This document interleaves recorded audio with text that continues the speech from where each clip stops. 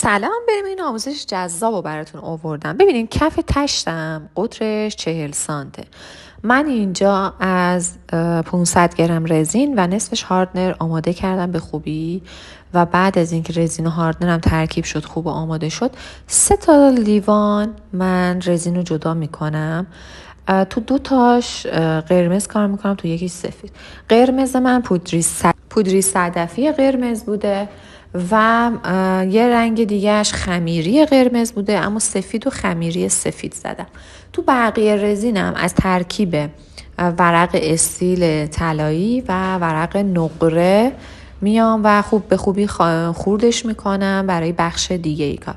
اون چیزی که تو ذهنم بود و شروع میکنم به اجرا کردن. تمام اجراها سلیقه‌ایه. شما میتونید اینجا مثلا قرمز سفید رو حذف کنید و نریزین یا هر رنگ دیگه ای رو.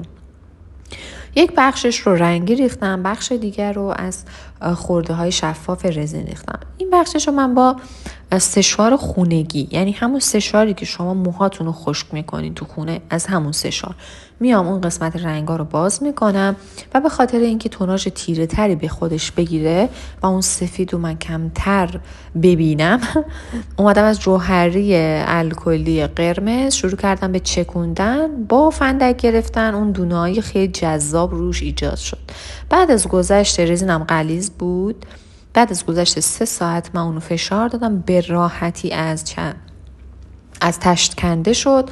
توی مایتابه بهش فرم دادم و با استفاده از چاقویی که داغش کرده بودم وسطش رو سوراخ میکنم. شما میتونید با دریل همین کارو بکنید که البته من داشتم، منتها خواستم شما راحتی کار رو ببینید و سخت نگیرین شروع کردن هنر رزین رو. دور کارم سنباده میخواد. من از سنباده فرز مینیاتوری استفاده کردم. شما میتونید از سنباده دستی هم استفاده کنید. طلایی کردن دور کارم